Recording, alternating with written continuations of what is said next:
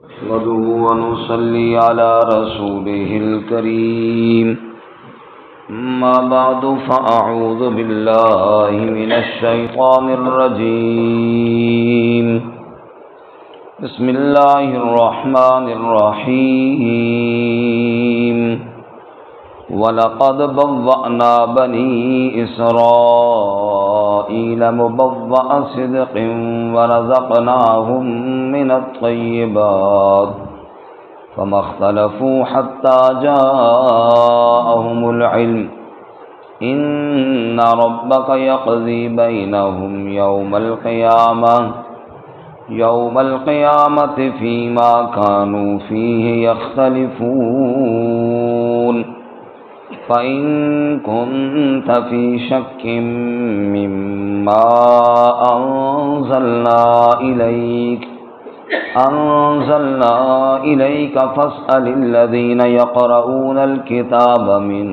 قَبْلِكَ لَقَدْ جَاءَكَ الْحَقُّ مِن رَّبِّكَ فَلَا تَكُونَنَّ مِنَ الْمُمْتَرِينَ وَلَا تَكُونَنَّ مِنَ الَّذِينَ كَذَّبُوا بِآيَاتِ اللَّهِ فَتَكُونَ مِنَ الْخَاسِرِينَ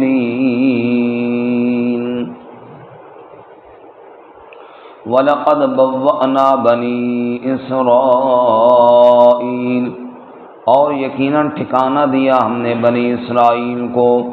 مبوّأ صدق ٹھکانہ سچا وَرَزَقْنَاهُم مِّنَ الطَّيِّبَاتِ اور رزق دیا ہم نے ان کو پاکیزہ چیزوں سے فَمَا اخْتَلَفُوا حَتَّى جَاءَهُمُ الْعِلْمُ پس نہیں اختلاف کیا انہوں نے یہاں تک کہ آیا ان کے پاس علم ان ربک یقضی بینہم یوم القیامہ بے شک رب تیرا فیصلہ کرے گا ان کے درمیان قیامت کے دن فیما کانوا فیہ یختلفون ان باتوں میں جن میں وہ اختلاف کرتے ہیں فَإِن كُنتَ فِي شَكٍّ پس اگر آپ شک میں ہیں مما انزلنا الیک اس سے جو نازل کیا ہم نے آپ کی جانب فاسأل الذین یقرؤون الکتاب پس سوال کر ان لوگوں سے جو پڑھتے ہیں کتاب کو من قبلک آپ سے پہلے لقد جاءک الحق من ربک یقیناً آپ کے پاس آ گیا حق آپ کے رب کی جانب سے فلا تکونن من الممترین پس آپ نہ ہو جائیں شک کرنے والوں میں سے ولا تکونن من الذین کذبوا بآیات اللہ اور آپ نہ ہو جائیں ان لوگوں سے جنہوں نے جھٹلایا اللہ کی آیات کو فتکون من الخاسرین پس ہو جائیں گے آپ خسارہ پانے والوں میں سے سبحان ربک رب العزت عما یصفون وسلام علی المرسلین والحمد للہ رب العالمین اللہم صل علی محمد وعلی آل محمد کما صلیت علی ابراہیم وعلى آل إبراهيم إنك حميد مجيد اللهم بارك على محمد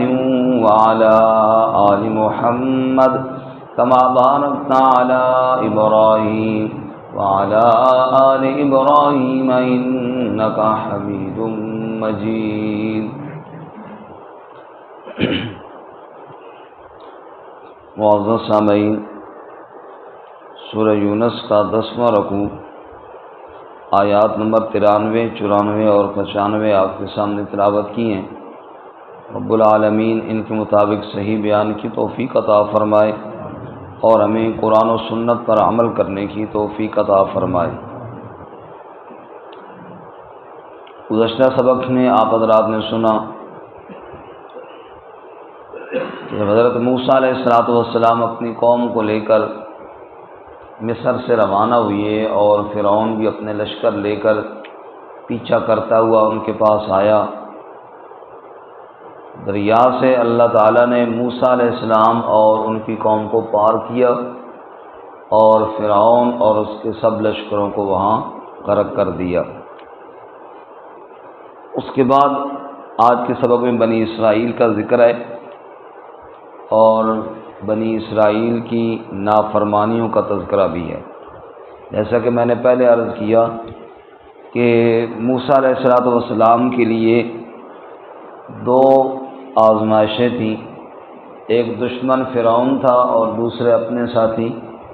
انتہائی نافرمان تھے۔ تو موسیٰ علیہ السلام کی اب جان فرعون سے تو چھوٹی، لیکن اپنے ساتھیوں سے کیا ہوا، وہ نئی مصیبت تھی۔ ہمارے ہاں مثال دیتے ہیں کہ آسمان سے گرا کھجور میں اٹکا، وہاں سے جان چھوٹی۔ لیکن بنی اسرائیلیوں نے بھی اللہ تعالیٰ کی ان نعمتوں کی قدر نہ کی۔ نامے پارے میں جہاں تذکرہ ہے وہاں پر ہے کہ دریا پار کر کے جب یہ باہر گئے نا تو فَأَتَوْا عَلَىٰ قَوْمٍ يَعْكُفُونَ عَلَىٰ أَصْنَامٍ لَهُمْ، وہاں دیکھا کہ کوئی قوم ہے جنہوں نے بت بنائے ہوئی ہیں اور وہ جناب بتوں کی پوجا کر رہے ہیں۔ قالوا یا موسیٰ اجعل لنا الہا کما لہم آلہہ، کہنے لگے اے موسیٰ جیسے ان کے معبود ہیں ایسا کوئی معبود ہمیں بھی بنا دینا تاکہ ہم بھی اس کی عبادت کریں۔ قال انکم قوم تجہلون، موسیٰ علیہ السلام نے کہا بڑے کوئی جاہل میرے متھے لگے ہو، ابھی اللہ کی مدد کو اپنی آنکھوں سے دیکھا، دریا سے اللہ نے راستے بنائے اور خیر سے پھر شرک کرنے کے لیے تیار ہو گئے ہو۔ اپنی قوم یہ تھی موسیٰ علیہ السلام کی۔ موسیٰ علیہ السلام طور پر گئے تو سامری نے پیچھے بچڑا بنایا اور کہنے لگا ھذا الہکم و الہ موسیٰ، یہ موسیٰ کا بھی اور تمہارا بھی الہ ہے۔ کہنے کہ ہاں بالکل یہی الہ ہے جناب، سب اس کے آگے سجدہ ریز ہو گئے۔ ان کی یہ حالت تھی۔ پھر یہ جو آگے چلے اور رسول اللہ صلی اللہ علیہ وسلم کے وقت کے یہ جو بنی اسرائیل تھے، یہ یہودی خاص کر، یہ بالکل صاحب علم تھے اور جانتے بوجھتے، پھر نبی پاک کے مخالف ہو گئے۔ وہ فرمایا کہ اللہ نے ان پر کتنے احسانات کیے، صرف اس وجہ سے کہ یہ غلامی میں پس رہے تھے، اور اللہ تعالیٰ کی رحمت پھر مظلوموں کا ساتھ دیتی ہے۔ اللہ تعالیٰ نے ان پر احسانات کیے، انعامات کیے، لیکن ان جڑ نے پتنا بھی کسر کو نہ چھوڑی۔ یہ ہر بات میں اتنی نافرمانی کی کہ دوبارہ اللہ کے غضب کو دعوت دی۔ اور سورۃ البقرہ میں انہی کا ذکر کرتی ہوئے اللہ فرماتے ہیں فَبَاءُوا بِغَضَبٍ عَلَىٰ غَضَبٍ، پھر ان پر دوہرا اللہ کا غضب نازل ہوا۔ تو معلوم ہوا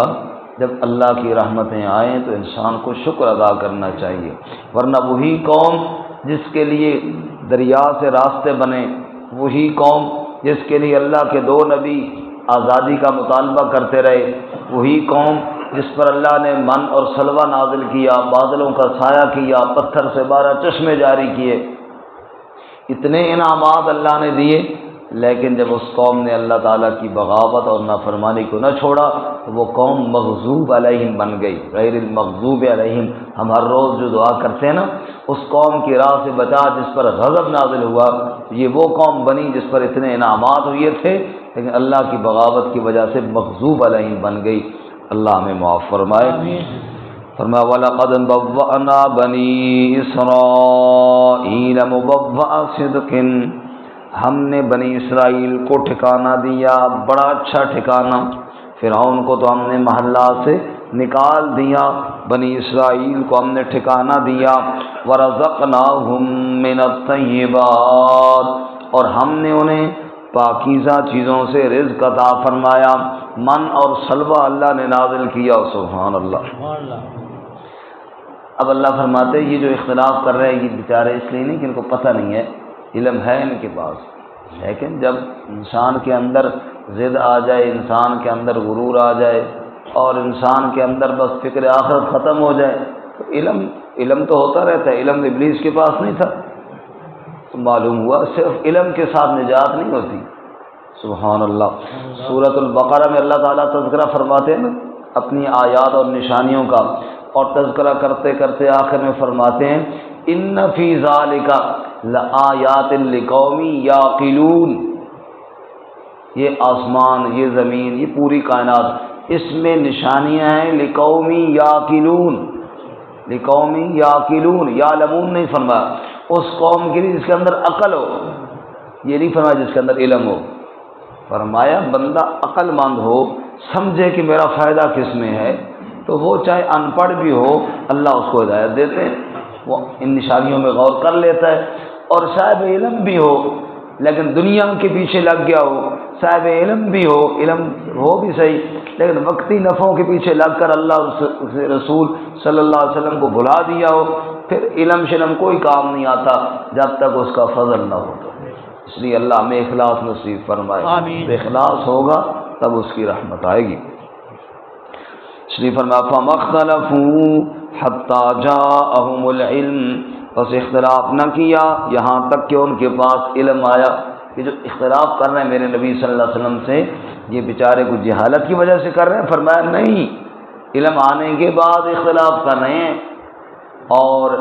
رسول اللہ صلی اللہ علیہ وسلم کی آمد سے پہلے جیسا کہ سورۃ البقرہ میں اللہ تعالیٰ فرماتے ہیں وَقَالُوا مِن قَبْلُ يَسْتَفْتِحُونَ عَلَى الَّذِينَ كَفَرُوا، یہ اللہ تعالیٰ سے دعائیں کرتے تھے، یا اللہ تیرا آخری نبی آئے گا نا،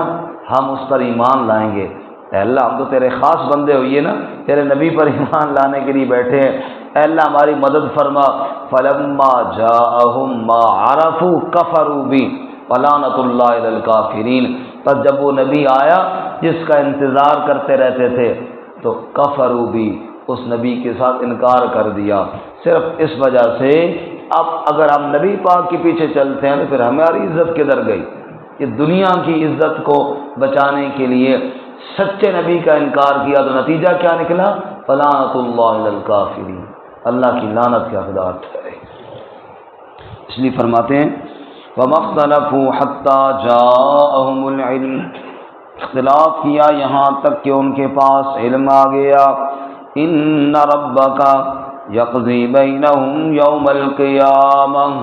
بے شک تیرا رب فیصلہ کرے گا ان کے درمیان قیامت کے دن، فِيمَا كَانُوا فِيهِ يَخْتَلِفُونَ، وہ باتیں جن میں وہ اختلاف کرتے ہیں۔ قیامت کا دن بھی تو آنے والا ہے نا جی، قیامت کے دن پھر فیصلے ہوں گے۔ باقی قرآن پاک اللہ کا سچا کلام ہے، اس میں شک کی کوئی گنجائش نہیں ہے۔ فَإِن كُنتَ فِي شَكٍّ مِّمَّا أَنزَلْنَا إِلَيْكَ، پس اگر آپ شک میں ہیں اس سے جو ہم نے نازل کیا آپ کی جانب، فَاسْأَلِ الَّذِينَ يَقْرَؤُونَ الْكِتَابَ مِن قَبْلِكَ، بس آپ پوچھیں ان لوگوں سے جو کتاب پڑھتے ہیں اس سے پہلے۔ اس آیت کی ذرا غور کیجیے، اگر آپ شک میں ہیں اس سے جو ہم نے آپ کی جانب نازل کیا، ظاہر بظاہر خطاب رسول اللہ صلی اللہ علیہ وسلم کو ہے، نعوذ باللہ رسول اللہ صلی اللہ علیہ وسلم کو تو کوئی شک نہیں تھا، پھر یہ کہنے کا کیا مطلب ہے کہ اگر آپ شک میں ہیں اس سے جو ہم نے آپ کی جانب نازل کیا؟ مفسرین فرماتے ہیں مطلب یہ ہے کہ بعض دفعہ کسی قوم پر جب اللہ غضبناک ہوتا ہے نا تو اللہ تعالیٰ ان کو مخاطب کرنا ہی نہیں چاہتے، یعنی کہہ تو اللہ ان کو رہے ہیں جن کو شک ہے، لیکن اللہ خطاب اپنے محبوب صلی اللہ علیہ وسلم سے کر رہے ہیں، یعنی اے میرے محبوب آپ ان سے کہیں کہ اگر اس میں شک ہے جو اللہ نے نازل کیا ہے تو پھر تحقیق کر لو، ورنہ نبی پاک صلی اللہ علیہ وسلم کو تو آپ صلی اللہ علیہ وسلم نے تو اسی کی خاطر گھر چھوڑا، مارے کھائیں، آپ کو تو شک کی گنجائش ہی نہیں تھی۔ اس لیے فرمایا اگر یعنی آپ ان سے کہیں کہ اگر آپ کو شک ہے اس کلام میں جو ہم نے آپ صلی اللہ علیہ وسلم کی طرف نازل کیا تو آپ پوچھیے ان لوگوں سے جو پہلے کتاب پڑھنے والے، پہلے صاحب علم علماء سے پوچھیے کہ کیا یہ جو واقعات قرآن نے بیان کیے ہیں یہ تاریخ میں نہیں ہے؟ تو ایک تو مطلب یہ ہے کہ قرآن میں شک ہے، دوسرا باقی سارا قرآن تو اپنی جگہ پہ، یہاں پر جس واقعے کا بیان ہوا نا بنی اسرائیل پار ہوئے اور فرعون غرق ہوا، اگر کسی کو اس واقعے میں شک ہے تو بنی اسرائیل کے علماء سے پوچھئے کیا یہ واقعہ تورات میں، کیا یہ واقعہ ان کے پاس جو کتابیں ہیں اس میں موجود نہیں ہے؟ پہلے تاریخ کا حصہ بھی ہے اور اللہ تعالیٰ نے قرآن کے اندر بھی اس کو بیان کر دیا ہے۔ اس نے فرمایا فَإِن كُنتَ فِي شَكٍّ مِّمَّا أَنزَلْنَا إِلَيْكَ، پس اگر آپ شک میں ہیں اس سے جو ہم نے آپ کی جانب نازل کیا، فاسأل الذین یقرؤون الکتاب من قبلک، تسا پوچھیں ان لوگوں سے جو پڑھتے ہیں کتاب کو آپ سے پہلے، لقد جاءک الحق من ربک، یقیناً آپ کے پاس حق آ گیا ہے آپ کے رب کی طرف سے، او بے شک، فلا تکونن من الممترین، بس آپ ہرگز شک کرنے والوں میں سے نہ ہو جائیں۔ اور میں نے پہلے عرض کیا کہ شک گمراہی کا پہلا درجہ ہے۔ اگر نعوذ باللہ اللہ کے کلام میں، اللہ کے نبی صلی اللہ علیہ وسلم میں ہمیں شک پڑ گیا، بس یہاں سے گمراہی شروع ہو گئی۔ اسی لیے اللہ نے شروع میں فرمایا ذالک الکتاب لا ریب فیہ۔ جب شک آئے گا پھر گمراہی آئے گی، گمراہی حد سے بڑھے گی، پھر جھگڑے شروع ہوں گے، جب جھگڑے شروع ہوں گے پھر اللہ دل پر مہر لگائیں گے۔ یہ کفر کے 4 درجے ہیں: شک، ضلال، جدال، مہر جباریت۔ پہلے شک ہوتا ہے، پھر گمراہی بڑھتی ہے، پھر جناب گمراہی حد سے بڑھ کے جھگڑے فساد تک لے جاتی ہے، اور پھر آخر میں اللہ کفر کی مہر دل پر لگا دیتے ہیں۔ ختم اللہ علی قلوبہم وعلی سمعہم۔ اس نے فرمایا فَإِن كُنتَ فِي شَكٍّ، فلا تکونن من الممترین، ہرگز شک کرنے والوں میں سے نہ ہو جاؤ، ولا تکونن من الذین کذبوا بآیات اللہ، اور ہرگز نہ ہو جاؤ ان لوگوں میں سے جنہوں نے جھٹلایا اللہ کی آیات کو، فتکون من الخاسرین، ورنہ آپ بھی خسارہ پانے والوں میں سے ہو جائیں گے۔ اللہ کی آیات کا انکار جس نے کیا اس سے بڑا مجرم کوئی نہیں ہے، وہ خسارے والا ہو جائے گا۔ اللہ ہمیں آیات الہیہ پر ایمان رکھنے کی توفیق عطا فرمائے۔ ترجمہ دوبارہ سنیں۔ وَلَقَدْ بَوَّأْنَا بَنِي إِسْرَائِيلَ، اور یقیناً ہم نے ٹھکانہ دیا بنی اسرائیل کو، مبوّأَ صدق، سچا ٹھکانہ، وَرَزَقْنَاهُم مِّنَ الطَّيِّبَاتِ، اور ہم نے انہیں رزق دیا پاکیزہ چیزوں سے، فَمَا اخْتَلَفُوا حَتَّىٰ جَاءَهُمُ الْعِلْمُ، بس اختلاف کیا انہوں نے یہاں تک کہ ان کے پاس علم آ گیا۔ إِنَّ رَبَّكَ يَقْضِي بَيْنَهُمْ يَوْمَ الْقِيَامَةِ، بے شک رب تیرا فیصلہ کرے گا ان کے درمیان قیامت والے دن، فِيمَا كَانُوا فِيهِ يَخْتَلِفُونَ، وہ باتیں جن میں وہ اختلاف کرتے ہیں۔ فَإِن كُنتَ فِي شَكٍّ مِّمَّا أَنزَلْنَا إِلَيْكَ، بس اگر آپ شک میں ہیں اس سے جو ہم نے نازل کیا آپ کی جانب، فَاسْأَلِ الَّذِينَ يَقْرَؤُونَ الْكِتَابَ مِن قَبْلِكَ، بس آپ پوچھئے ان لوگوں سے